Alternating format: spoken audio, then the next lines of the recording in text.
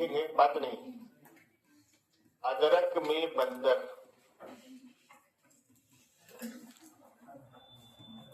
इधर उधर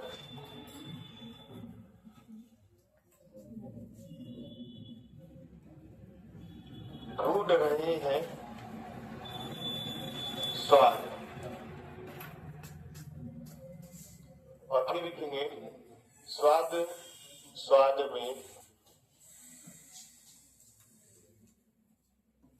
उधर हो रहा देश बर्बाद।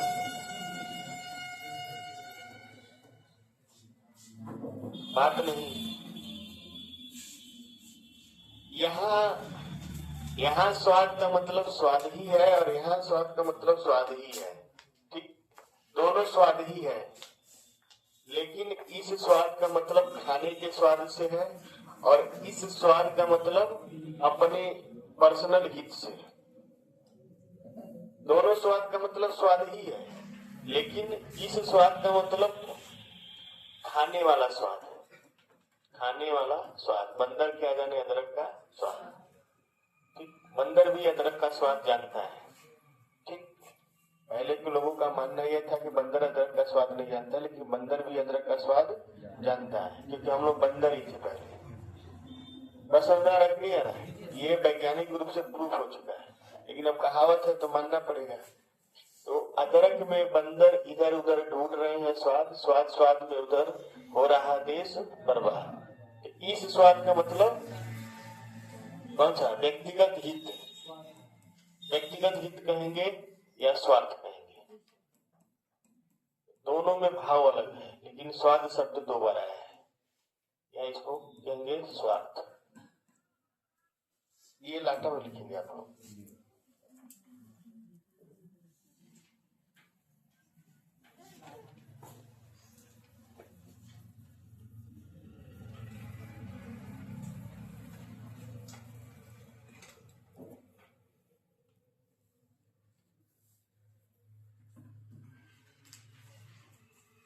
यहाँ पे एक चीज लिखेंगे, उत्तरा के धन रहो उत्तरा के पास। सबसे पहले आप हमको उत्तरा के बारे में बताइए, कौन है उत्तरा? बात नहीं पीछे, बंदर क्या हथियार है? मत बताइए। उत्तरा बड़ा अच्छा नाम है, उत्तरा कौन है? कोई बताए जिसको आता हो, जो फेसबुक पे लिखता है गर्व से कहो हिंदू है। ठीक है, बहुत लोग अपने नाम के आगे हिंदू शब्द जोड़ लेते हैं, आता कुछ नहीं है जोड़ लेते हैं। है कोई लड़कियां भी बता सकती हैं, महान विदुषी, जो फेसबुक इंस्टाग्राम पता नहीं कौन कौन से चैट साइट पे एकदम अपना परचम लहराए हुए हैं। सेल्फी, हजारों सेल्फी अपना खींच के मोबाइल में रोज बनाती हूँ, प्रतिदिन अपना स्टेटस लगाती हूँ, वो बताए। ऐसा स्टेटस जो है ही नहीं। बत्ते के मुंह वाली लड़कियां कुछ बताए उत्तरा के बारे में, कुछ नहीं बताई, जानती ही नहीं उत्तरा है कौन। अभी पूछ लीजिए कि करीना कपूर कौन है तो सबको पता है। हो रहा है, बड़े स्तर की नचनिया इन लोग को मालूम है कि हाँ नचनिया है ये, लेकिन ये नहीं बता सकती है कि उत्तरा कौन, क्योंकि वो जानना ही नहीं चाहती उत्तरा कौन। नचनिया से फुर्सत मिलेगा तब न जानेगी। बताइए बताइए। अर्जुन की पत्नी नहीं थी, अभिमन्यु की पत्नी थी। ठीक है अभिमन्यु, आप अच्छा बात बताए हैं, अभिमन्यु की पत्नी थी उत्तरा। बात ध्यान सुनेंगे आप लोग। महाभारत का समय था और महाभारत में पांडव जो थे वो द्रौपदी को जुए में हार गए थे। और जुए में कैसे हार गए थे? देखिए, जो शकुनी था उसके पास स्पेशल हड्डियों का एक वो था, पासा कह सकते हैं उसको, उससे खेलते थे लोग, ठीक है। तो जुआ खेलना जब स्टार्ट हुआ तो शकुनी जो चाहता था वही आते थे, उस पर वही आता था, ये भ्रम था। बाकी लोग का भ्रम था लेकिन शकुनी को विश्वास था, इसलिए वो जुआ हार गया, ठीक। और जुए में जब हारते गए तो सब कुछ हार गए, यहाँ तक कि अपनी पत्नी को पांचों पांडव हार गए, द्रौपदी को भी हार गए। द्रौपदी का हार हुआ तो उस पर अधिकार नहीं रह गया, द्रौपदी का चीरहरण स्टार्ट हुआ। धृतराष्ट्र तो अंधा था लेकिन बाकी लोग तो अंधे नहीं थे, दरबार में सभी लोग बैठे थे। दरबार में उनके ससुर भी थे, ससुर के पिता ससुर भी थे, और दरबार में उनके देवर भी थे, मान लीजिए भाइयों के बड़े भाई भी थे, सब लोग थे दरबार में। और उस दरबार में किसी बहू को लज्जित किया जाए, चीरहरण किया जाए तो कितने शर्म की बात है, सबका सर झुका हुआ था। तो वहां पे द्रौपदी मदद के लिए किसको पुकारी थी? श्री कृष्ण को। और एक बार श्री कृष्ण थे यहाँ पे, क्या बोलते हैं, हस्तिनापुर में, इनके महल में थे रुके हुए। एक बार उनको चोट लग गया, हाथ में चोट लगा तो खून बहने लगा। तो द्रौपदी अपने साड़ी का जो पल्लू था उसको फाड़ के वहीं पे बांध दी, तो उनका जो रक्त स्राव हो रहा था, बह रहा था, वो रुक गया। तो उसी का एहसान चुकाने के लिए श्री कृष्ण उनको क्या किया, जब उनको पुकारी तो वो उनके वस्त्र को क्या कर दिए, अनंत रूप से लंबा कर दिए। खींचता रह गया, कौन खींच रहा था? दुशासन, दूसरे नंबर का भाई था दुर्योधन का दुशासन। खींचता रह गया, खींचते खींचते वो बुरी तरह थक गया। मतलब आप लोग पढ़े ही होंगे, साड़ी बीच नारी है कि नारी बीच साड़ी, ठीक है। और नारी की साड़ी है कि साड़ी की नारी, पता ही नहीं चल पा रहा था कि वो साड़ी जो है वो नारी का है कि नारी से साड़ी है कि साड़ी से नारी है। उसके बाद ये लोग वनवास के लिए निकल जाते हैं। वनवास के लिए निकलने बाद 12 साल इनको वनवास झेलना रहता है, और 12 साल वनवास झेलने के बाद इनको 1 साल अज्ञातवास में रहना था। अज्ञातवास का मतलब है कि रहना है आपको ऐसे जगह ताकि आपको कोई पहचान ना पाए। अगर आपको पहचान लेगा तो फिर से आपका 12 वर्ष वनवास और 1 वर्ष अज्ञातवास, यानी अंतिम 1 साल में आपको कोई नहीं पहचान पाए। हस्तिनापुर का कोई भी पहचान लिया तो खत्म। अब अज्ञातवास में ये लोग कहा जाए, 12 साल तो बीत गया, 5 पांडव थे, और इस अज्ञातवास में माता कुंती नहीं थी, ठीक। 5 पांडव थे और द्रौपदी थी। तो पांडव लोग जाते हैं, मध्य प्रदेश में पड़ेगा, एक नगर था विराटनगर। विराटनगर में जाते हैं तो जो युधिष्ठिर होते हैं वो वही जो जुआ खेलने वाला, कौन सा खेल था, चौसे नाम है उसका, चौसा है, जो भी हो चले, तो वो राजा के सेवक बन जाते हैं, और वही जो जुआ हुआ खेला जाता है उसी में उनकी सहायता करते हैं और थोड़ा वो सलाह भी देते हैं। एक तरह से नौकर बन जाते हैं। भीम जो थे रसोईया बन जाते हैं, रसोईया मतलब खाना बनाना, ठीक। अर्जुन जो थे, अर्जुन का नाम पड़ता है बृहन्नला। अर्जुन का नाम क्या पड़ता है? बृहन्नला। बृहन्नला वाला कहानी कुछ और है, ठीक है। बृहन्नला वाली कहानी को थोड़ा सा इस कहानी को रूप में बताते हैं कि जब ये लोग वन में घूम रहे थे तो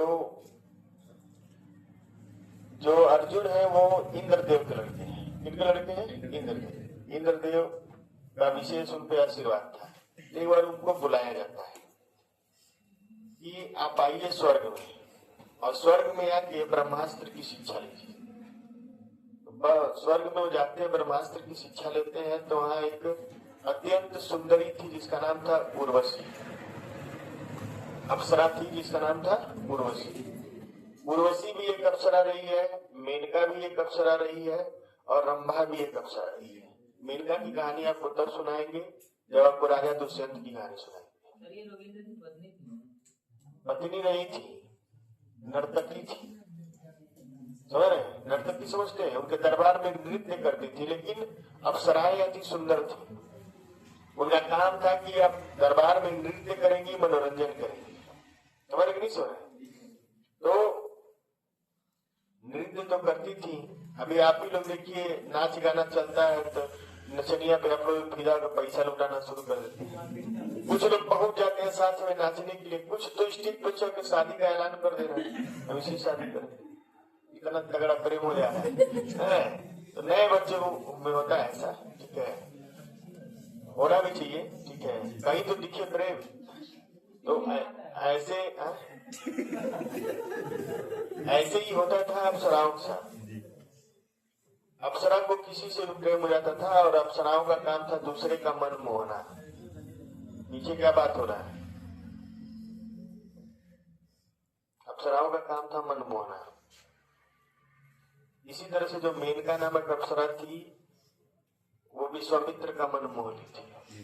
विश्वामित्र जैसे महान व्यक्ति कुछ दिनों के लिए गड़बड़ा गए थे लेकिन फिर बाद में संभल गए। हालांकि उनकी बेटी थी जिसका नाम था शकुंतला। वो कहानी सुनाएंगे। राजा दुष्यंत की लड़की थी, राजा दुष्यंत की पत्नी थी, और उनका कहानी अलग है। राजा दुष्यंत उनको छोड़ के चले जाते हैं, अंगूठी दे के आते हैं, भूल जाती हैं। सब कहानी हम कभी और सुनाएंगे आपको, ठीक। अभी बस इतना जानिए कि उर्वशी को अर्जुन से प्रेम हो जाता है। अर्जुन तो गए थे शस्त्रार्थ करने या शस्त्र विद्या सीखने, स्वर्ग में गए थे, लेकिन वहां पे उर्वशी को बहुत ज्यादा प्रेम हो जाता है अर्जुन से, अर्जुन की काबिलियत को देख के। और जब अर्जुन वहां से सब शस्त्र विद्या सीख लेते हैं, वापस पृथ्वी लोग आते हैं, तब उर्वशी उनको रोकती है। कहती है कि सभी लोगों से तो मिल लिए, हमको भी अपने साथ ले चलिए, मुझे आपसे प्रेम है, मुझे आपसे विवाह करना है। अब जान ही रहे हैं, प्रेम कई दिनों से था लेकिन कह नहीं रही थी। और जब भी मान लीजिए कुछ कहती होंगी तो मुझसे बातचीत करते होंगे, अच्छा व्यवहार होगा, तो उनको भी लगता होगा कि हो सकता है अर्जुन भी मुझसे प्रेम कर रहे हैं। महिलाएं जल्दी अपने मन की बात कह नहीं पाती है। वो चाहती है कि मेरे मन की भावना को सामने वाला समझ जाए। अगर सामने वाला इतना समझदार है कि वो महिलाओं के भावना को समझ जाता है, तब तो वो उसको ज्यादा पसंद करती है, अन्यथा महिलाएं उस व्यक्ति को कभी पसंद नहीं करती। यानी महिलाएं कहेंगी नहीं, आपको उसकी बात को समझना होगा, तब तो आप अच्छे केयर टेकर हैं, अन्यथा आपकी लड़ाई चलती रहेगी। बिना कहे उसकी बात समझ लीजिए, उसकी फीलिंग्स को समझिए, तब तो आप अच्छी तरीके से उसका देखभाल कर पाएंगे। तो अर्जुन इसमें ध्यान ही नहीं देते थे। अर्जुन ये बोले कि देखिए, आप हमारी माता के समान हैं, आपसे प्रेम है, लेकिन माता स्वरूप है, पत्नी स्वरूप नहीं है। अब उनको काट भी नहीं सकती थी, बहुत ज्यादा बुरा लगा। अब आपको कल भी बताए थे कि जो प्रेम में फेल होता है, प्रेम ठुकराया जाता है, तो आदमी क्या बनना चाहता है? खूंखार हो जाता है। अब उर्वशी को बड़ा गुस्सा लगा कि बताइए, इतने दिन से हमसे प्रेम कर रहा था, अचानक कर रहा है कि हम नहीं करेंगे। अब तो मान लीजिए लज्जित हो गई ना। जिसके आगे पीछे लोग लाइन लगा के खड़े हैं, देवता तक लोग, उसको अर्जुन ठुकरा दे रहे हैं। पुरुषों के देखिए, मतलब धरती लोग के पुरुषों के ठुकरा दिए, तब उसको तो बड़ा बुरा लगेगा। अपना आत्म सम्मान बचाने के लिए क्या की, गुस्से में श्राप दे दी, जाओ तुम अगर किसी से प्रेम नहीं कर सकते तो तुम किन्नर हो जाओ, न तुम नर रहोगे, न तुम नारी, नपुंसक बन जाओ। हम नपुंसक बन जाएंगे तो न तो नर रहेंगे, न तो नारी रहेंगे। अब बाद में जब इनका दिमाग ठंडा हुआ, जैसे हर शराब के बाद दिमाग ठंडा होता है, तो बाद में इन्होंने कहा अच्छा ठीक है, कोई बात नहीं, आपका ये जो शराब है वो 1 वर्ष के लिए रहे, सिर्फ 1 वर्ष के लिए। तो जब ये आते हैं विराटनगर में, और विराटनगर में बृहन्नला इनका नाम पड़ता है, उस समय ये नपुंसक रहते हैं। तो ये डांस सिखाने का काम करते हैं, नृत्य सिखाते हैं। और वहां की जो राजकुमारी थी उसका नाम था उत्तरा। तो वो उत्तरा के गुरु बनते हैं, उसको नृत्य सिखाते हैं, गाना बजाना, संगीत और नृत्य सिखाते हैं। ठीक। और ये जो दो और थे, क्या बोलते हैं, नकुल और सहदेव, एक को घोड़े का वो बनाया जाता है, घोड़ों का वो अस्तबल देखभाल करने वाला, एक को और इसी तरह कुछ बनाया जाता है। और बचती है ये द्रौपदी, तो द्रौपदी को बनाया जाता, बन जाती है रानी की दासी। रानी के श्रृंगार में मदद करना, आगे पीछे रहना, दासी का नाम आप जानते ही हैं। अब ये दासी थी लेकिन अति सुंदर थी, और रानी का एक भाई था जिसका नाम था कीचक। तो रानी का भाई बार बार इनको देखता था, तो भाई मोहित करने वाली स्त्री थी। फिर क्या होता है कि बार बार इनको परेशान करता है, तो उसी कीचक को भीम और अर्जुन मिलके मारते हैं। तो वाली कहानी अलग है महाभारत की। ठीक है, तो इस तरह से ये अज्ञातवास में रहते हैं। तो ये वही उत्तरा है जिसको अर्जुन अपना क्या देते हैं, संगीत का शिक्षा देते हैं। उसके बाद क्या होता है कि जब 1 साल बाद ये लोग अपना परिचय देते हैं, तो राजा बड़ा लज्जित होते हैं, लेकिन ये लोग धन्यवाद देते हैं कि हमको 1 साल के लिए आप लोग शरण दिए, बचाए। उसके बाद अर्जुन जाके अभिमन्यु से उत्तरा का विवाह करा देते हैं। ये उत्तरा से उसी समय कहते हैं कि अगर तुम्हारे लिए सबसे अच्छा और कोई योग्य वर है तो वो है अर्जुन पुत्र अभिमन्यु। तो वहीं से अर्जुन के पुत्र अभिमन्यु से का विवाह होता है उत्तरा का। लेकिन अभिमन्यु की मृत्यु होती है युद्ध में। महाभारत की लड़ाई में अभिमन्यु क्या होती है, मृत्यु होती है। तो उत्तरा के बारे में और भी कहानियां बताएंगे, जब हम लोग पढ़ेंगे गरुड़ रस, जब हम लोग पढ़ेंगे तो उत्तरा का आएगा। ठीक है, यहाँ इस उत्तरा का मतलब उत्तरा है, और इस उत्तरा का भी मतलब उत्तरा है। यहाँ उत्तरा के धन से संबंध है, उत्तरा के धन, उत्तरा का धन, और इसका संबंध किससे है, अभिमन्यु। ठीक है, यहाँ उत्तरा के धन से, यहाँ जो भाव है वो उत्तरा के धन अभिमन्यु से है, और यहाँ जो भाव है उत्तरा के पास यानी उत्तरा के समीप से है। और दोनों उत्तरा का एक ही मतलब है, इसलिए यहाँ पे कौन सा अनुप्रास है, लाटा अनुप्रास। एक अनुप्रास के लिए आप बड़ी कहानी सुन लीजिए, कोई दिक्कत नहीं, कहानी आपको बहुत सुनने को मिलेगा। चलिए आगे हम लोग थोड़ा सा देखते हैं श्रुति अनुप्रास। 5-5 मिनट लगे, खत्म हो जाएगा वो भी।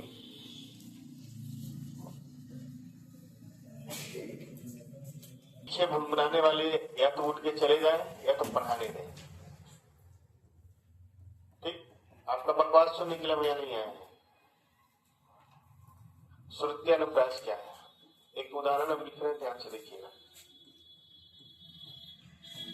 दिनांक था डूबते दीनानाथ,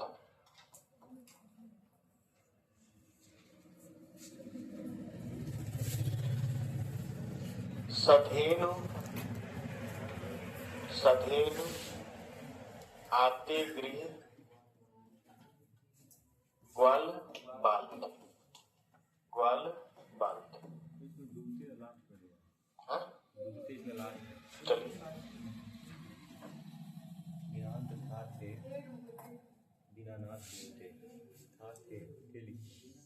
दिनांत था थे दीनानाथ डूबते, है ना। चलिए, उससे कोई दिक्कत नहीं, ठीक ना। इसमें श्रुत्यानुप्रास होता क्या है, देखिए बहुत कम आता है। श्रुत्या और अंत्यानुप्रास बहुत ज्यादा कम आता है, लेकिन आप जानिए होता क्या है। तो देखिए, उच्चारण स्थान देखिए, उच्चारण स्थान समान होना चाहिए। इसका भी दंत है, नौ का भी क्या है, दंत है, फिर नौ है, दो है, सबका क्या है, दंत है। थ का भी क्या है, दंत है, थ का क्या है, दंत है, द का क्या है, दंत है, नौ नौ थ सबका क्या है, दंत। ठीक, और फिर यहाँ पे देखेंगे तो का क्या है, तन। कम से कम 3 बार एक ही उच्चारण स्थान हो, 3 से कम नहीं होना चाहिए। यहाँ 3 से क्या है, अधिक।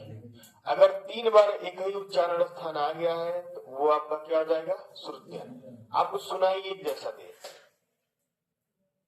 ऐसा में, तो श्रुत्यानुप्रास का मतलब ये होता है कि वाक्य में एक ही उच्चारण स्थान कितनी बार हो, कम से कम 3 बार आया हो तो वहां पे श्रुत्यानुप्रास होता है। ठीक है, पहले लिखेंगे एक लाइन।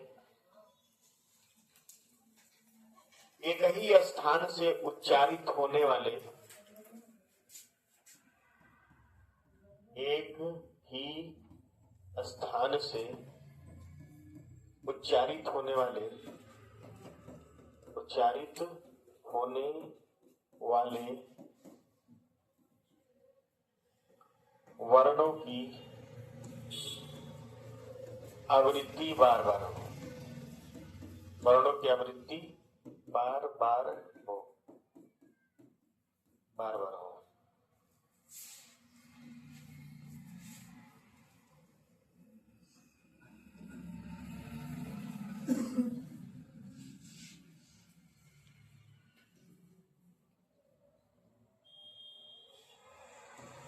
कम से कम 3 बार आए हो। कम से कम कितनी बार आए हो, 3 बार आए हो, तभी श्रुत्यानुप्रास होगा।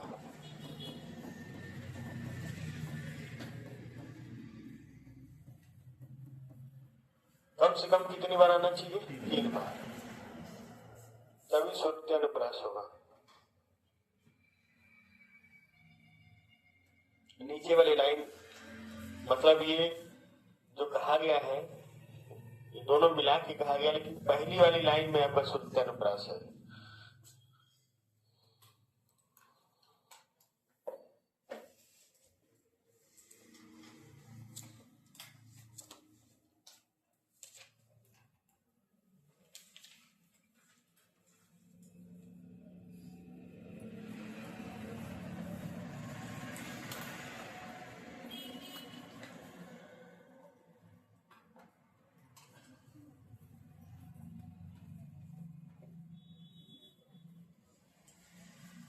और उदाहरण है किताब में,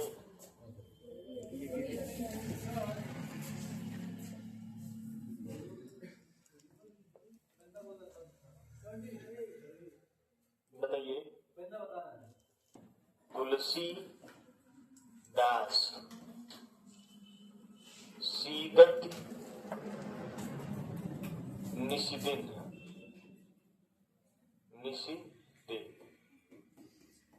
निशिदिन मतलब निशिदिन बरसत नैन हमारी, निशिदिन बरसत नैन। जब श्री कृष्ण जी चले गए, कहाँ चले गए, मथुरा। कहाँ से, वृंदावन से। श्री कृष्ण जी चले गए मथुरा वृंदावन से, और गोपियों का हालत क्या है, खराब है, क्योंकि जिनके साथ वो खेलती थी, झूमती थी, रासलीला रचाती थी, और वो इंटरटेनमेंट का साधन चला गया कहाँ, मथुरा। तब उनके जीवन में क्या गया, इतने सालों के बाद एक तरह से क्या गया, निराशा, गैप आ गया। सभी लोग के साथ होता है, गैप आता है, आएगा, जिसके नहीं आया उसके में आएगा, किसी ने आएगा। तो आप देखेंगे आपको एकदम वीरान जिंदगी लगेगा, आपको लगेगा कि मेरा क्या खत्म हो गया। कभी कभी आपको इच्छा हुआ कि हमको जीना ही नहीं चाहिए, हम क्यों जी रहे हैं, फिर आपको रोना आएगा। आप उल्टा सीधा सोचेंगे, उल्टा सीधा करने के लिए सोचेंगे, लेकिन ये सब चीजों से कोई फायदा नहीं है। प्यास नहीं लगेगा, भूख प्यास इस तरह से नहीं लगता है। खाना तो खाना चाहिए, लेकिन घोटाएगा। जहाँ आप 2 रोटी खाते हैं वहां 1 ही रोटी खाएंगे। कभी तो कभी आपको ऐसा लगेगा कि हम चावल या रोटी में कोई एक ही चीज खाएं। ठीक है, निखिल इस दौर से गुजरे हैं, अभी फिलहाल संयोग श्रृंगार में जी रहे हैं, कोई दिक्कत नहीं, लेकिन बहुत ही पीड़ा झेले हैं। ठीक है, ठीक है।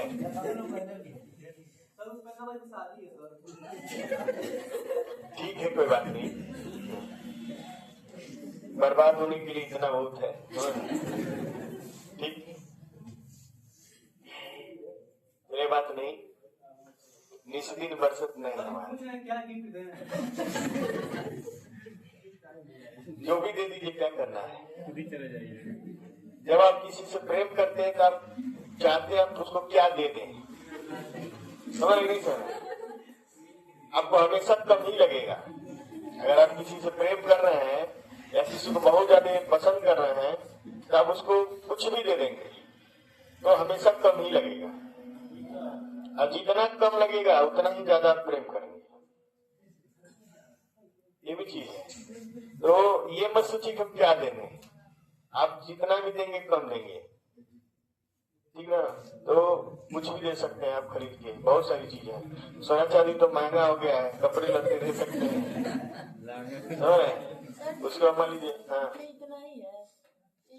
नहीं, एक लाइन और है, ठीक है। तो निस्दिन का मतलब होता है प्रत्येक दिन, ठीक। आगे लिखेंगे, इसमें आप एक चीज देखेंगे कि ये क्या है, ये भी क्या है, दंत, दंत से बोला जाता है। ये भी ल क्या है, दंत से बोला जाता है। और स्व भी क्या बोला जाता है, दंत से। और द भी किससे, दंत से। और स्व भी किससे, दंत से। स्व भी दंत से, द भी दंत से, और त भी दंत से। ये भी दंत, ये भी दंत, ये भी दंत, और ये भी दंत।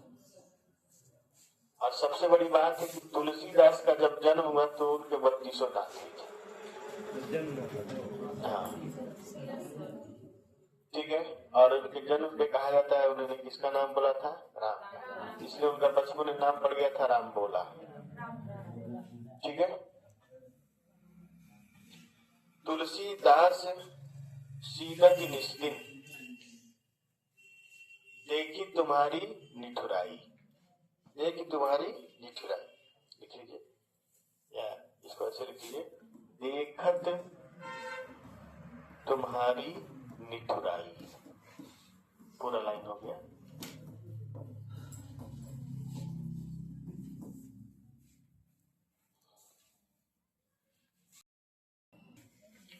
पाप प्रहार, पाप प्रहार प्रकट भई साई, पाप प्रहार प्रकट भई साई। पाप, इसमें आपको क्या देखना, अर्थ नहीं देखना, इसमें देखना है कि एक ही स्थान से उच्चारण होने वाले स्थान कहाँ है। तो प्राप नहीं है, ये पाप है, इतना बड़ा पाप हो गया। ओष्ठ, ओष्ठ, ये भी क्या है, ओष्ठ, ये भी क्या है, ओष्ठ, यहाँ भी क्या है, ओष्ठ, ठीक है। और कोई ओष्ठ है इसमें,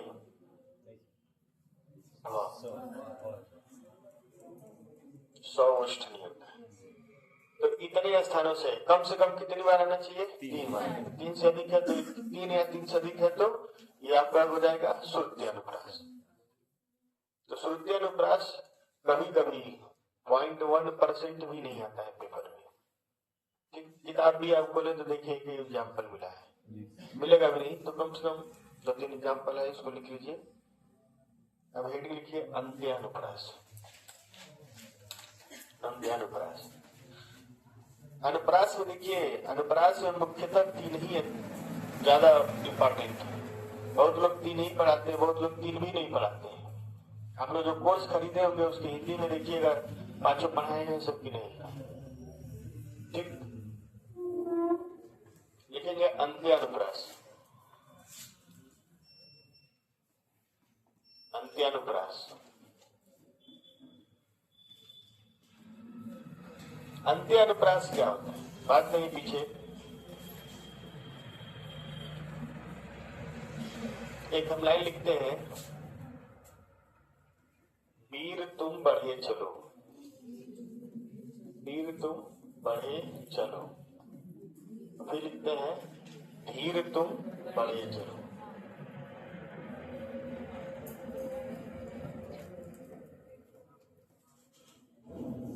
लास्ट वाली लाइन में आप देखेंगे कि ये जो लास्ट वाला लाइन है, तुक मिलता है, तुक मिलता है, लय मिलता है। तो अंत में जो तुक है, जो लय है, वो मिले तो वो होता है अंत्यानुप्रास। वीर तुम बढ़े चलो, धीर तुम बढ़े चलो। सामने पहाड़ हो सिंह की दहाड़, तुम निडर हटो नहीं, तुम निडर डटो वही। पढ़ेंगे हम लोग क्लास 2 में थे तो कविता थी, हम लोग पढ़े थे।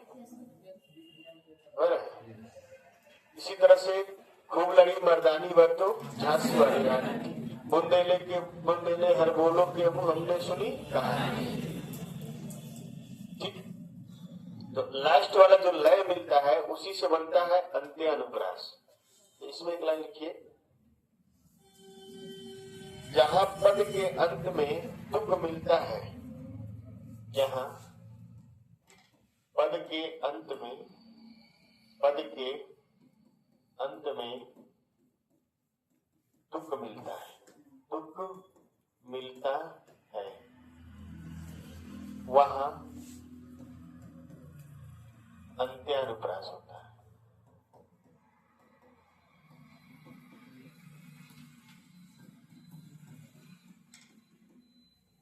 जहां पद के अंत में तुक मिलता है वहां अंत्यानुप्रास होता है।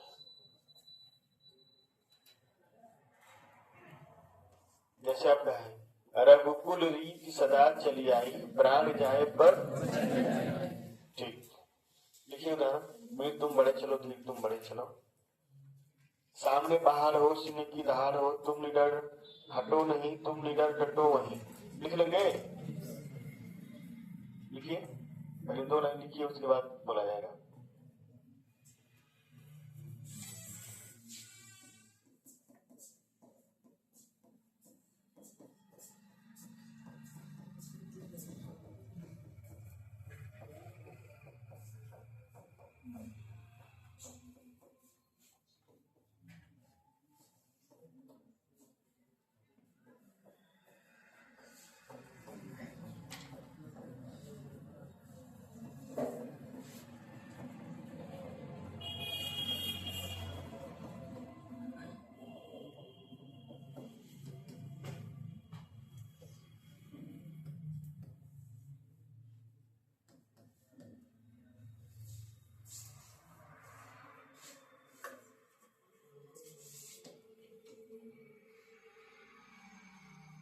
रघुकुल रीति सदा चली आई, सदा चली आई, प्राण जाए पर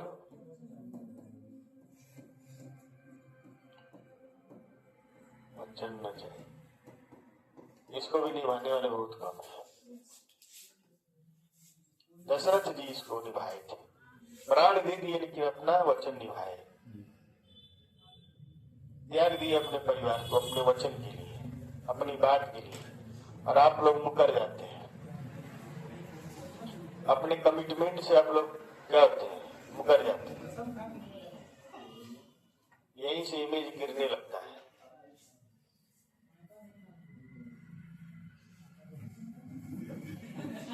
बात से पलट जाना,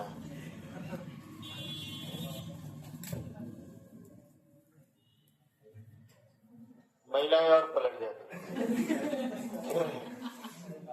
बात बात पे पलटती। ऐसा ही बात है, महिलाओं को लगता है पुरुष बदल गए हैं, पुरुषों को लगता है महिलाएं बदल गई। तो लगने दीजिए, महिलाओं को लगता है कि पुरुष ज्यादा धोखेबाज हैं, पुरुषों को लगता है महिलाएं ज्यादा धोखेबाज। हम कहाँ कह रहे हैं महिलाओं को कमी है। धरती की सबसे सुंदर कृति कोई है तो देखिए, से वही हनुमान जी आप लोग को बचाएंगे। इतना ज्यादा डूब गए आप लोग, एकदम सोच नहीं पा रहे हैं क्या सही है क्या गलत है।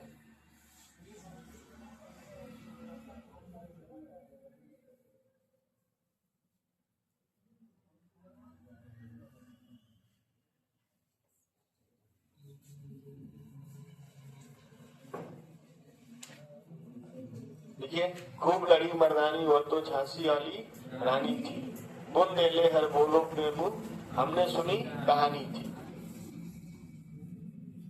खूब लड़ी मर्दानी वो तो झांसी वाली रानी थी।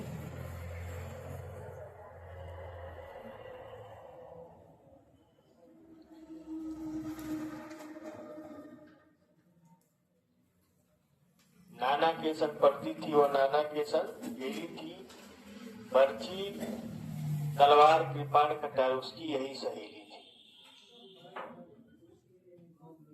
याद ही नहीं है, कई लोग को तो याद ही नहीं होगा, हमको तो 2-4 लाइन याद है, क्योंकि हमारी मैडम जी खुद सुभद्रा कुमारी चौहान थी।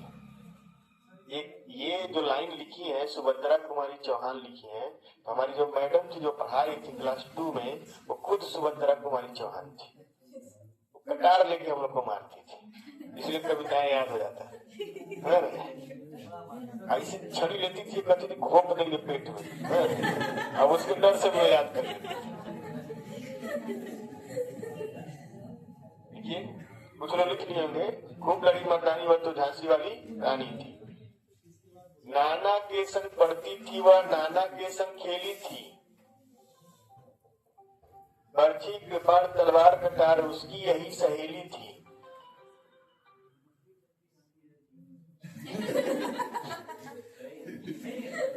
नहीं उसको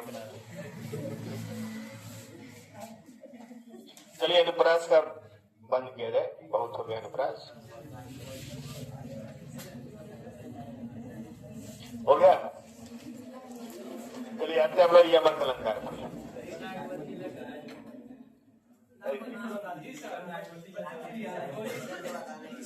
नागमती वाला तो गड़बड़ा ही गया।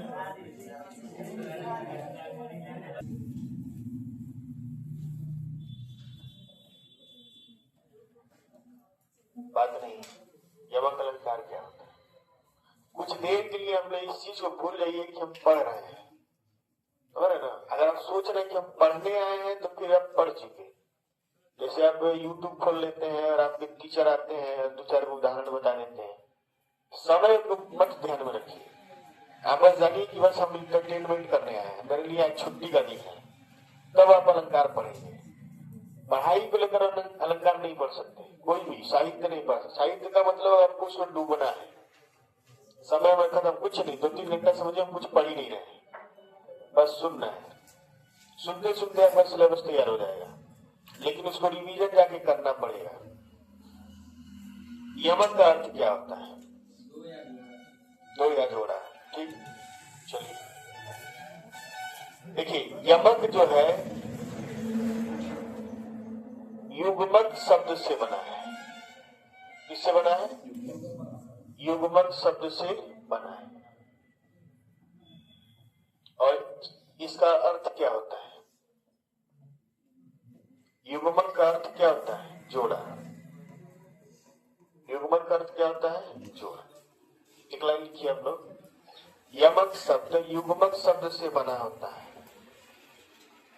युग्मक शब्द, यमक शब्द युग्मक शब्द से बना है, जिसका अर्थ होता है जोड़ा।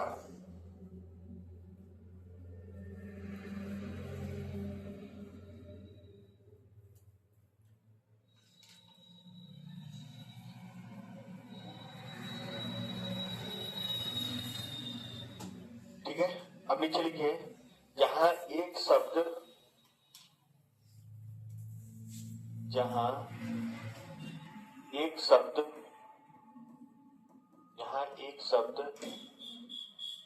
एक से अधिक बार आए, एक से अधिक बार आए और उनका अर्थ अलग अलग हो, उनका अर्थ अलग अलग हो, उनका अर्थ अलग अलग हो। जहाँ एक शब्द एक से अधिक बार आए और उनका अर्थ अलग अलग हो, वहां यमक अलंकार होता है।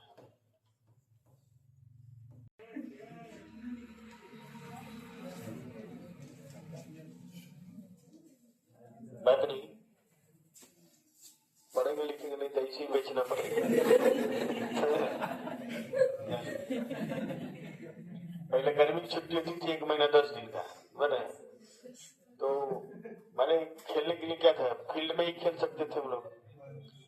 दोपहर में धूप हो जाता था तो हम लोग निकल जाते थे आम तोड़ने के लिए, प्याज व्याज खाजा वाजा बनाने के लिए।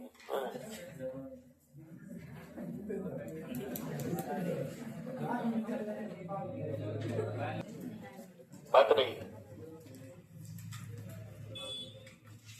नोट लिखेंगे, जोड़ा का अर्थ केवल 2 बार आवृत्ति से नहीं है। जोड़ा का अर्थ केवल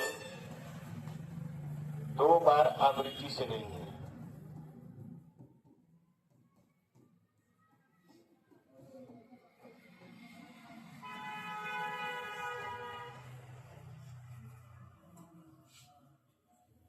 दो से अधिक बार भी, 2 से अधिक बार भी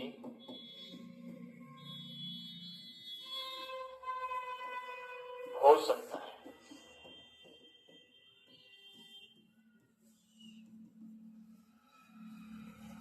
दो से अधिक बार भी हो सकता है।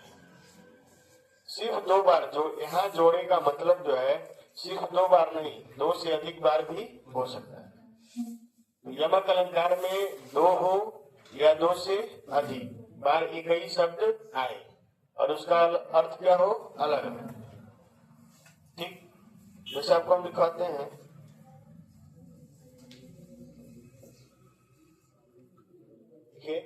माला फेरत जुग भया, माला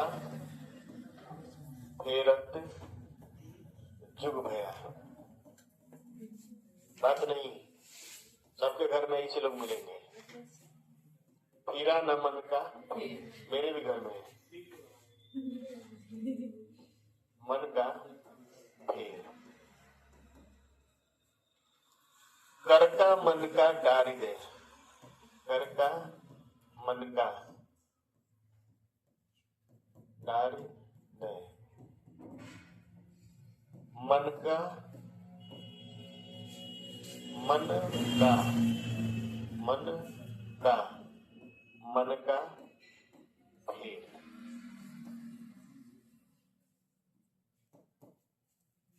कबीरदास जी क्या है, माला फेरत जुग है।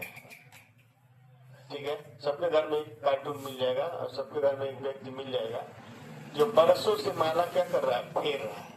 ठीक है, लेकिन उसके दिमाग में जो फेर है, जो मुसंगतियां बसी हैं, जो बुराइयां बसी हैं, उसको नहीं फेर रहा है, उसको नहीं बदल रहा है।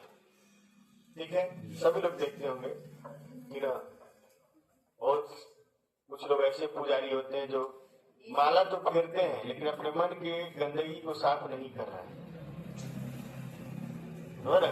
इधर उधर न देखिए, सब लोग को अपने घर में ही दिखाई दे रहा है। ठीक, तो माला फेरत जुग भया, फिरा न मन का फेर। यहाँ पर आप देखेंगे ये मन का है, ठीक, और ये भी क्या है, मन का, और ये भी क्या है, मन का। आप दो शब्दों को एक साथ ले सकते हैं, बस उसका अर्थ अलग अलग होना चाहिए। ठीक, आप एक शब्द में से आधा ले सकते हैं, दूसरे का भी आधा लेके बना सकते हैं। यमक अलंकार का ये कहना है। तो मन का, पहला ऊपर वाला, दूसरा यहां भी आपका मन का है, मन का, तीसरा क्या है, मन का, और चौथा क्या है, मन का। मन का मतलब मन, हृदय। ठीक, और इस मन का मतलब क्या होता है, मन का होता है ना, इसे राम राम करके 108 बार जब किए, सब मन का है। माला का जो होता है ना मोती, उसी को मन का कहा जाता है। माला का मन का या मोती। तो राम राम हट गया, राधे राधे। हाँ जो भी हो, ये भी सब बिगड़ गई है सब। मन का मने मन या हृदय, और इसका मन का मतलब माला। ठीक, यहाँ एक मन का मतलब मन का है और एक मन का मतलब माला वाले मोती का है। तो यहाँ मन का दो अर्थ है। तो यहाँ पे क्या है, यम अलंकार है। अब कह रहा है कि माला फेरते फेरते कितना युग बीत गया, लेकिन जो मन में बुराइयां हैं, गंदगी है, वो दूर नहीं हुआ है। तब कहता है कि कर का मन का डाल दे। कर मन होता है हाथ, हाथ में जो माला लिए हैं, जिसको जप रहे हैं, उसको डाल दें, उसको फेंक दें, उसको हटा दें। और मन का फेर, और मन में जो गंदगी है उसको क्या करें, सही करें, दूर करें। तो माला फिरत युग है, फिराना मन का फेर। किसका फेर करना है, मन का फेर। ठीक, लिख लीजिए इसको।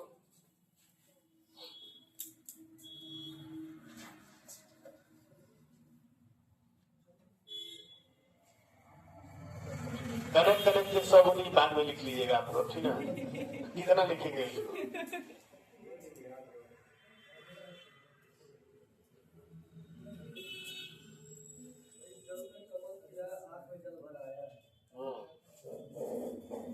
सही बात है।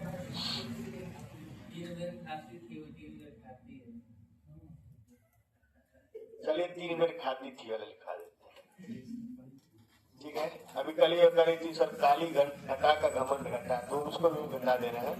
पहले 3 बार खाती थी, वो 3 बार खाती थी।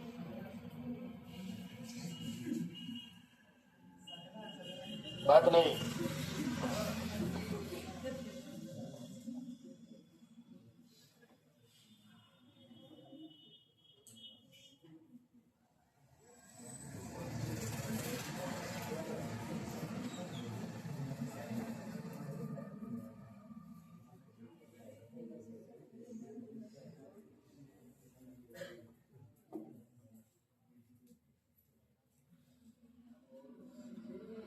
का समय चल रहा था, बता देना इसको। शिवाजी का समय चल रहा था, और शिवाजी के समय में मुगल सम्राट जो थे वो औरंगजेब थे। कौन थे, औरंगजेब। इन दोनों में हमेशा वाक युद्ध हो, चाहे युद्ध हो या लड़ाइयां हो या मुठभेड़ हुआ रहता था, होता रहता था। तो जब राजाओं के बीच लड़ाइयां होती थी, उनके जो कवि होते थे, उनमें भी एक लड़ाइयां होती थी। वो अपने अपने राजाओं की उसी तरह से क्या करते थे, व्याख्या करते थे। एक कवि थे शिवराज भूषण, शिवाजी के दरबारी कवि थे, और शिवाजी के बारे में बहुत सारी चीजें लिखे हैं। तो वही लिखे हैं, 3 बेर खाती थी वो 3 बेर खाती थी। कैसे लिखे देखिए। ऊंचे घोर मंदिर के अंदर अंदर रहन बारी। फिर ऊंचे घोर मंदिर के अंदर रहाती है। ठीक है। कंद मूल भोग करें,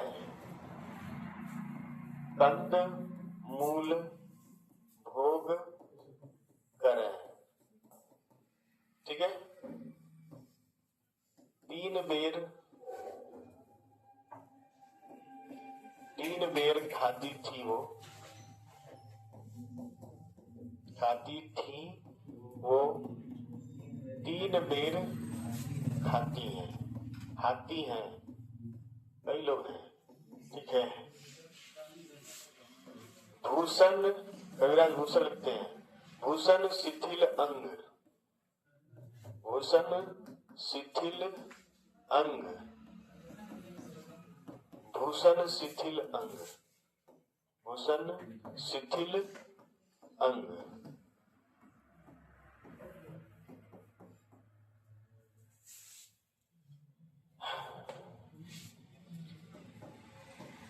विजन डुलाती थी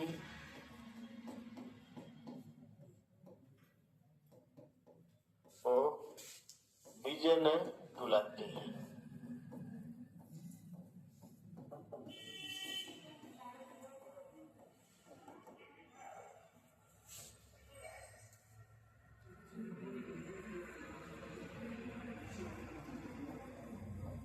कहे शिवराज तेरे त्राही त्रास से,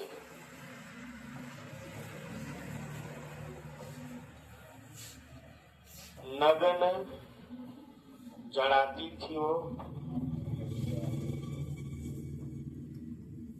नग्न जड़ाती।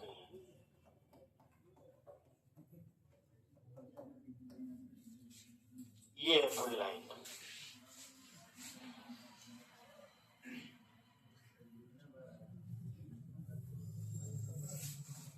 यह वीर है, कहे शिवराज वीर तेरे त्राही त्रास से, नग्न जड़ाती थी वो, नग्न जड़ाती।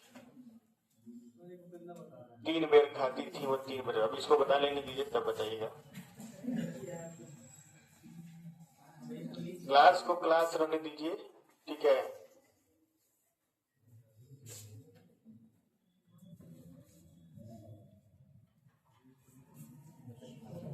एक तो बड़ा हिम्मत जुटाने के बाद हम पढ़ाते हैं इसको। लिख लीजिए चाहे फोटो खींच लीजिए, बस इसका अर्थ आपको समझना है।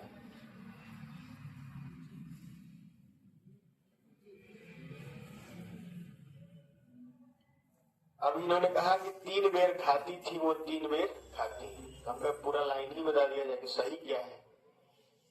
अब शिवाजी का राज है और शिवाजी के प्रकोप से औरंगजेब की जो रानियां हैं उनका क्या स्थिति है, औरंगजेब की रानियों की क्या स्थिति है, इस स्थिति का वर्णन है इसमें। अब वो शिवाजी के प्रसिद्ध कवि थे, तो शिवाजी के प्रसिद्ध कवि थे तो शिवाजी की बड़ाई लिखेंगे, और शिवाजी की बड़ाई लिखेंगे तो शिवाजी के बड़ाई में उन्होंने औरंगजेब की स्त्रियों का, रानियों का क्या हश्र हुआ है, क्या मतलब दशा हुआ है, मनोदशा, उसको इसमें बताया है उन्होंने। अगर एक शब्द का एक ही अर्थ होता, भाव अलग अलग होता, तो ये लाटानुप्रास बन जाता, लेकिन शब्द का अर्थ क्या है, अलग अलग, इसलिए लाटानुप्रास न होकर क्या है, यमक। कंदमूल भोग करे, कंदमूल भोग करे। नग्न जड़ाती थी वो, नग्न जड़ाती। 3 बेर खाती थी वो, 3 बेर खाती। भूषण शिथिलंग भूषण, सबका अर्थ अलग अलग।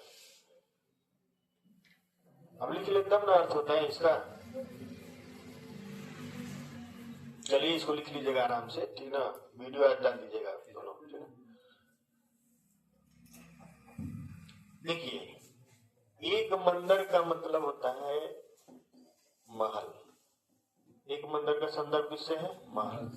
और एक मंदिर का मतलब है गुफा।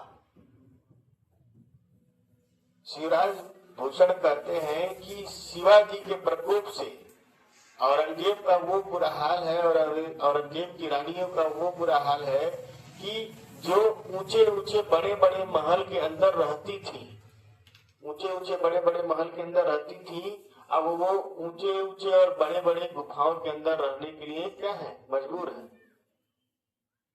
ठीक, कंदमूल भोग करें। कंदमूल का मतलब, पहले कंदमूल का मतलब है, ठीक है, एक तरह से मिठाई, और एक कंदमूल का मिठाई, गुलकंद मिठाई सुने होंगे, ठीक है। और एक कंदमूल का अर्थ यहाँ पे है वो कंदमूल जो जड़ होता है, कंदमूल जो जड़ होता है, जिसको जंगलों में खाया जाता है, जंगलों में पाया जाता है। ठीक, कंदमूल मतलब पौधों की जड़, जिसको लोग खा के क्या करते थे, जीवित रहते। ठीक, पहले बहुत मिलता था, अब तो खत्म हो गया है। ठीक, कंदमूल, ठीक है। 3 बेर खाती थी, 3 बेर। 3 बेर का मतलब 3 समय, 3 समय खाना खाती थी। और अभी स्थिति ये है कि वो सभी लोग मिलकर कितना बेर खा रहे हैं? 3 बेर। 3 बेर मतलब बेर का फल, 3 बेर का फल। जो रानियां पहले 3-3 बार खाती थी, ठीक है, वो अब 3 बेर खाने के लिए क्या है? मजबूर हो गई। भूषण शिथिल अंग, भूषण शिथिल अंग। पहले भूषण का मतलब है आभूषण। क्या है? आभूषण। पहले इतना आभूषण वो पहनती थी कि उनका शरीर जो क्या था, एकदम डोल नहीं पाता था, शिथिल रहता था। आज उनकी स्थिति ये हो गई है कि दूसरे भूषण का मतलब है भूख, भूखन। 100 को कभी पढ़ते लोग, इसका मतलब क्या हो गया? भूख से। और आज उनकी स्थिति ये हो गई है कि भूख से उनका शरीर जो है वो हिले डुल नहीं रहा है।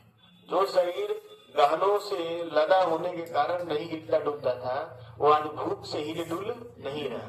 तो भूख से बीजन डुलाती थी, वो बीजन डुलाती। बीजन का मतलब क्या होता है? एक मतलब, बीज का मतलब था पंखा। पहले एक राजा महाराजा रानी रहती तो बगल में कौन लोग पंखा डुलाते थे ना, ठीक है। देखिए, एक थोड़ा सा इसको ऊपर कर रहा है, ठीक है। एक बीजन का मतलब होता है पंखा। एक बार एक समय ऐसा था कि इनके लिए ढेर सारी दासियां जो होती थी वो क्या करती थी? पंखा डुलाती थी। अब बीजन, बीजन मतलब बिना जन के। बीजन माने बिना जन के, बिना लोग के। बिना जन के मतलब बिना लोग के। जंगलों में क्या कर रही है? भटक रही है। कहे शिवराज वीर तेरे त्राही त्रास से। शिवराज भूषण कहते हैं, वीर किसको कहा जा रहा है? शिवाजी को। शिवाजी को वीर कह के संबोधित किया जा रहा है और कहा जा रहा है कि हे शिवाजी, आपके प्रकोप से, आपके त्रास से, आपके डर से नग्न जड़ाती थी, वो नग्न जड़ाती है। नग्न मने होता है रत्न, आभूषण, जवाहरात, ठीक है। एक नग्न का मतलब जवाहरात, मोती, हीरा मोती, समझ रहे ना? नीलम जो भी होता है, हीरा मोती, नीलम, ठीक है। रत्न, रत्नों से एक समय वो क्या रहती थी? जड़ी रहती थी। और आज आपका इतना भय है और इतना डर है, प्रकोप है कि वो जंगलों में क्या करती है? नग्न जड़ाती, मतलब नग्न, समझ रहे? कम कपड़े हैं, नग्न जड़ाने, कम वस्त्रों में क्या रहे? जड़ाने के लिए क्या है? मजबूर है। ये पूरा कहानी है उसकी, ठीक। जो लोग नहीं उतार रहे हैं, फोटो खींचिए बिना कपड़ों के। एक नग्न का मतलब बिना कपड़ों के,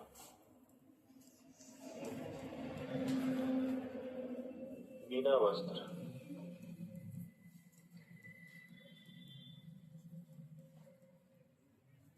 बताइए,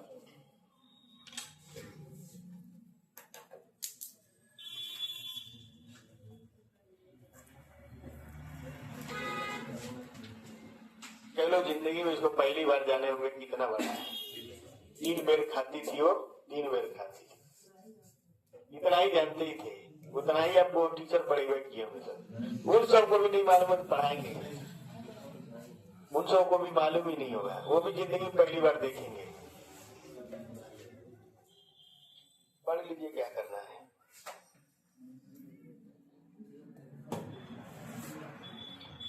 कापी सबका चेक करेंगे हम कि कौन अलंकार का कापी बना रहा है, कौन नहीं।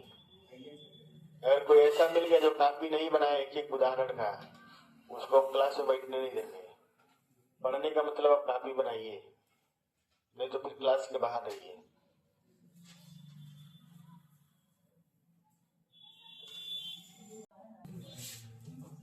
देखिए, सूर बात नहीं, सूर सूर, तुलसी शशि,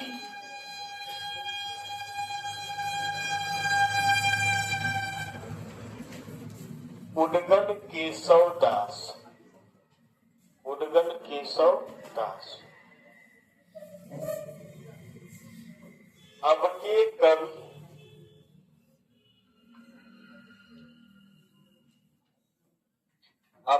कवि गद्योत्सव जह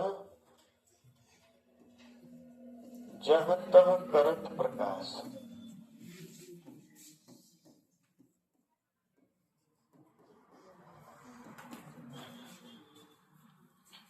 सूर सूर तुलसी शशि मुडगन केशव दास।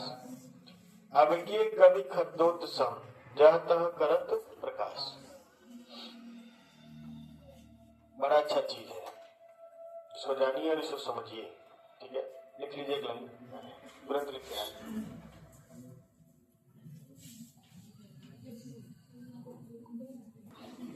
सूर शब्द और ये सूर शब्द, इनमें आपका यमक अलग है। पहले सूर का मतलब क्या है?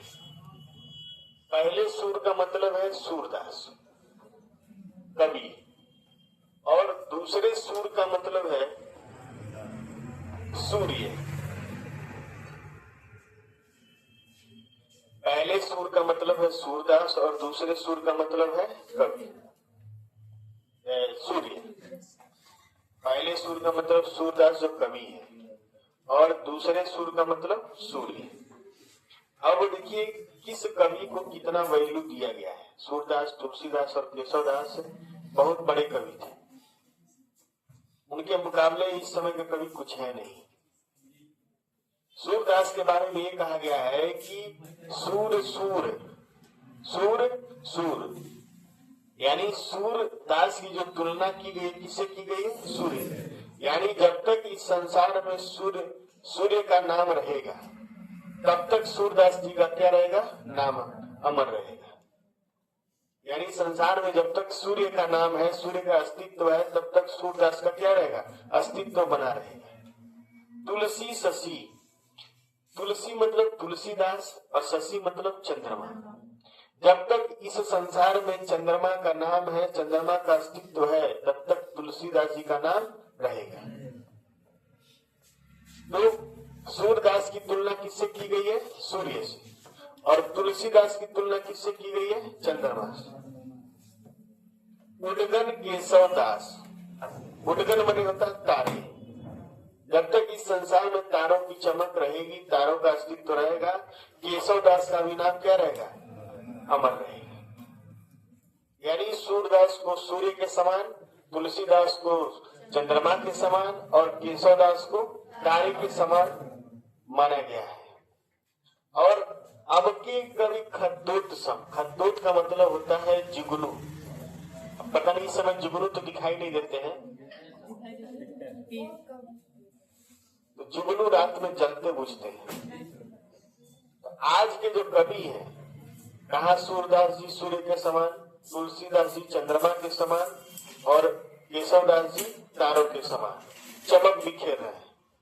और आज के कवि खद्योत्सव, और आज के कवि एक कवि का नाम ले रहे हैं अंबर बिहारी को। कितने लोग जानते हैं अंबर बिहारी को? कोई जानते हैं? एक कवि है अंबर बिहारी। आज के कवि क्या है? अंबर बिहारी। जानते हैं? तो आज के कवि जुगनू के समान है। अब के कवि खद्योत्सव जब तब करत प्रकाश, जहां अपनी कविता का जलवा बिखेरते हैं, बस वहीं तक उनका क्या रहता है? प्रकाश रहता है, अस्तित्व रहता है, अन्य जगह पर नहीं रहता है।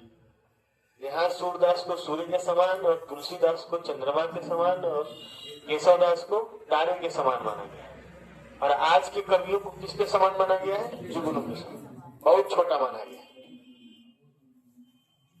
ठीक है, आगे एग्जाम्पल लिखिए, बता दीजिए इसको।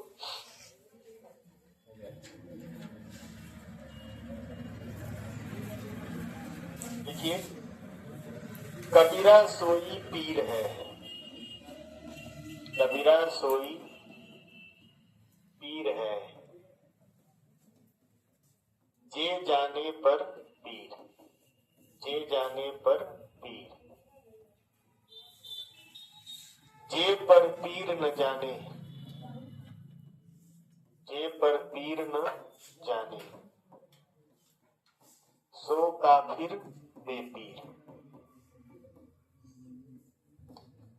आ रहा है। 50 बात करने मत बचिए आप लोग, लेकिन आप लोग सुधरने का नाम नहीं ले रहे हैं, खासकर पुराने बैच वाले। या तो ज्यादा आप लोग का ज्ञान हो गया, पढ़ लिख लिए कोर्स वालों से, पढ़ा दिए सब चुतिया सब, ज्यादा नॉलेज हो गया, तो आइए बैठिए एक दिन, नहीं तो चुपचाप पटाए रहिए।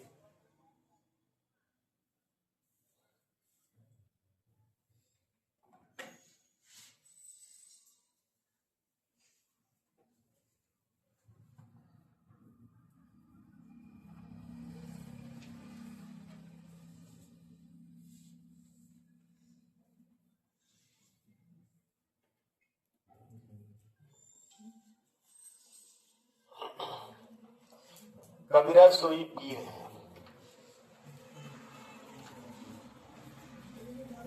देखिए, इस वाले पीर का मतलब क्या है? इस वाले पीर का मतलब है ईश्वर या गुरु। ईश्वर या गुरु, गुरु नहीं, गुरु छोटा हो, ठीक है। और इस पीर का मतलब क्या है? दर्द। दर्द, दर्द के मारे वन वन डोलू। और यहां भी पीर का मतलब क्या है? दर्द ही है, दर्द, पीड़ा। हिंदी में क्या बोलते हैं? पीड़ा, जिसको हम लोग अवधि में कहते हैं पिरारा। सुन, एक और पीर है, यहां भी बेपीर का मतलब बिना दर्द के, ठीक है, बेदर्द। बेपीर का मतलब बेदर्द, जिसको दर्द का एहसास न हो उसको क्या कहते हैं? बेदर्द। बेपीर, जिसको पीर का एहसास न हो। तो पीर, यहाँ भी पीर का मतलब क्या है? दर्द। और अगर हम लिखते हैं बेपीर मतलब बेदर्द। बेदर्द, बेदर्द का मतलब जिसे दर्द का एहसास न हो। दर्द का एहसास न हो। जब तक उर्दू, अरबी, फारसी नहीं आता तब तक मजा भी नहीं आता, ठीक है। तो एक पीर का मतलब गुरु होता है और एक पीर का मतलब क्या है? दर्द है। और काफिर का मतलब वह होता है जो उस समुदाय से संबंधित नहीं है। काफिर का मतलब ही ना। अब मुस्लिम के लिए काफिर, गैर मुस्लिम लोग क्या होते हैं? काफिर होते हैं। यहाँ काफिर का अर्थ कबीरदास जी इससे लिए है कि वह व्यक्ति जो उस समुदाय से संबंध नहीं रखता है, यानी उस समुदाय से अलग है, एक तरह से समझिए क्या है? नीच है, दुष्ट है, उसको क्या कहते हैं? काफिर।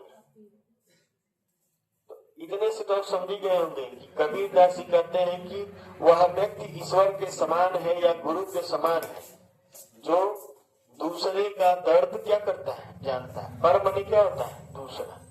पर मनी क्या होता है? दूसरा। पर पीर, परदेश, दूसरा देश, परदेशी, दूसरे देश में रहने वाला। तो पर मने दूसरा। तो जो दूसरे का दर्द जानता है वह किसके समान है? गुरु के समान या ईश्वर के समान है, महान है। जे पर पीर न जाने, जो दूसरे का दर्द नहीं जानता है, सो काफिर बेपीर। वह बेदर्द व्यक्ति जो है वह क्या बोला जाता है कि बेपीर व्यक्ति जो है वो क्या है? काफिर है। काफिर का मतलब आपको पता ही है, नीच है, दुष्ट है, या फिर दूसरे किस्म का व्यक्ति है। तो जो दूसरे का दर्द समझता है वो ईश्वर के समान है, और जो दूसरे का दर्द नहीं समझता है वो दुष्ट स्वभाव का व्यक्ति है। आगे आप समझ सकते हैं, काफिर है। आगे लिखिए।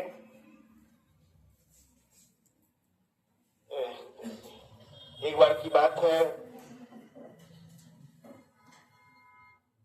जब श्री कृष्ण जी चले गए मथुरा, और मथुरा जाने के बाद कौन बतिया रही है? बतिया नहीं तो भुला जाएंगे हम खुद, ठीक। हमको कुछ याद वगैरह रहता नहीं है, जब आता तो याद आ जाता ऑटोमेटिक, ठीक। कृष्ण जी जब मथुरा चले गए और मथुरा में उनको सब कुछ याद आ रहा था, और जैसे जैसे याद आ रहा था तो वो अपनी बात उद्धव से बताने लगे।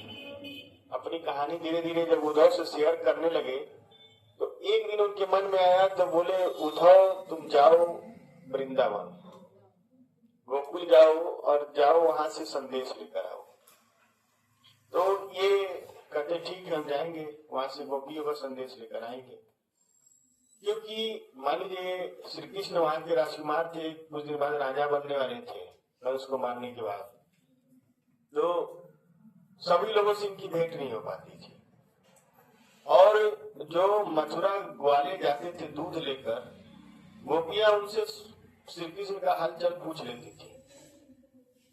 वो इतने परेशान हो गए थे कि एकदम पगला गई, सब रोज रोज देख के बतिया पूछती है, सब चिट्ठी लिख के देती थी सब। तो वो चिट्ठी ले लेते थे सब, अलिया के एक कुआं था बाहर वृंदावन का, उसी कुएं में फेंक देते थे, उसी कुएं में फेंक देते थे। एक दिन ऐसा हुआ कि सब चिट्ठियों के संदेशों से वो कुआं भर गया था। कौन जवाब देगा इस पगलियों का? तो एकदम पगला रहता है, तो अभी यही करते हैं, ठीक है हाँ ठीक ठीक, झूठे बोल देते हैं हाँ ठीक है, तुम लोग को याद कर रहे थे, वैसे ही कर देते थे वाले, यहाँ तुम लोग वो बहुत ज्यादा याद कर रहे थे श्री कृष्ण की। अब श्री कृष्ण के पास ग्वाल वाले थोड़े जाएंगे सब। तो इसी तरह श्री कृष्ण को भी याद आ रहा था, कोई संदेशा मिल नहीं रहा था, तो उद्धव से बोले, ये उद्धव जाओ तुम और वहां गोपियों का संदेशा मेरे तक लेकर आओ। तो उद्धव जाते हैं और कहते हैं कि गोपियां आप लोग को श्री कृष्ण याद भी करते हैं, लेकिन वो जिस काम के लिए गए हैं वो समय बीत गया, कृष्ण लीला वाला और रासलीला वाला। अब आप लोग को उनसे दूर, वो एक नंबर का छलिया व्यक्ति है, छल करने वाला है, वो ऐसे ही सबको धोखा देकर छल करके चला जाता है। लेकिन गोपियां मानने के लिए तैयार ही नहीं थी कि हमारे साथ छल किए हैं, धोखा किए हैं, क्योंकि वो इतने दिनों तक जो प्रेम देखी थी उसको कैसे भूल सकती थी? एक दिन 2 दिन में 4 दिन में नहीं भूलता है। जो जितना गहरा प्रेम होता है उसको भूलने में उतना ज्यादा टाइम लगता है। भूल जाता है आदमी, थोड़े समय बाद भूल जाता है, अगर न भूले तो उसका काम ही नहीं चलेगा, भूलता है। तो उद्धव कहते हैं गोपियों से, ठीक है कि तुम लोग को हम एक ऐसा योग विद्या सिखाएंगे जिससे तुम श्री कृष्ण को भूल जाओ, लेकिन तुम लोग को मेरी कुछ शर्तों को मानना पड़ेगा, पालन करना पड़ेगा, ठीक है? एक लाइन हम लिख रहे हैं, समझिएगा।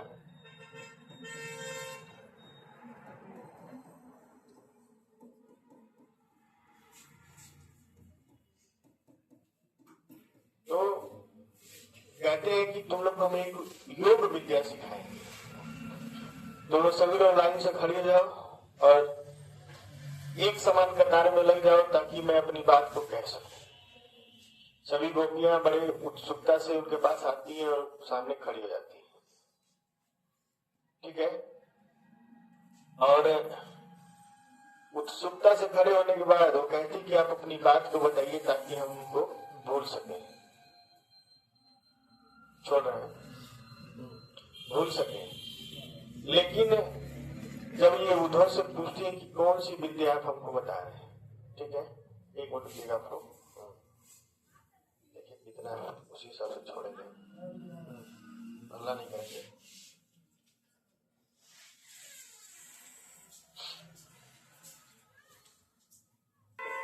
तो उद्धव उनसे कहते हैं कि देखो गोपिकाएं, वो जहां भी जाता है अपना मन लगाता है, मन लगाने के बाद वहां से चला जाता है, और वहां से चले जाने के बाद उसका मन कहीं और लग जाता है और बाकी लोग क्या हो जाते हैं, धोखे में रह जाते हैं। तो तुम लोगों को भी अपने इस चीज को समझना चाहिए और धोखे में न रहो। और देखो, इस योग विद्या को सीखने के लिए तुम्हें सबसे पहले अपने मन को लगाना होगा, अपने मन और चित्त और ध्यान को एक साथ रखना। सभी गोपियां जो लाइन से खड़ी थी, एक साथ खड़ी थी, उनकी बातों को बड़ा ध्यान से सुन रही थी। तो जब उद्धव बोलते हैं कि इस योग विद्या को सीखने के लिए तुम्हें अपने मन और हृदय को, अपने चित्त को एक साथ रखना होगा, तब उसमें से एक गोपी खड़ी होती है और कहती है कि आपने सही कहा कि इस योग विद्या को आपने सही कहा, इस योग विद्या को सीखने के लिए हम लोगों को अपने मन को अपने पास रखना होगा, मतलब चित्त को अपने साथ रखना होगा।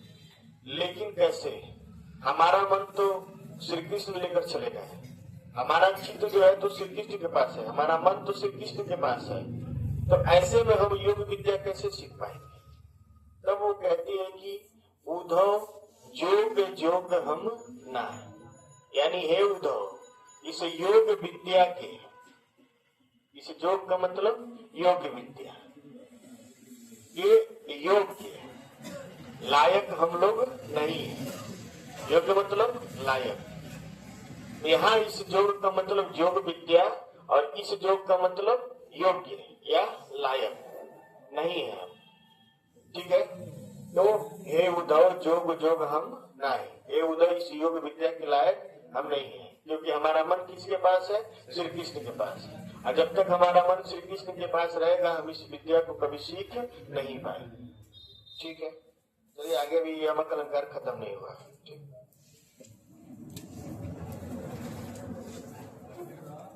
अभी यमक का प्रकार पढ़ेंगे हम लोग, सबक यमक अपन अगले शनिवार को। टेस्ट दीजिए आप लोग।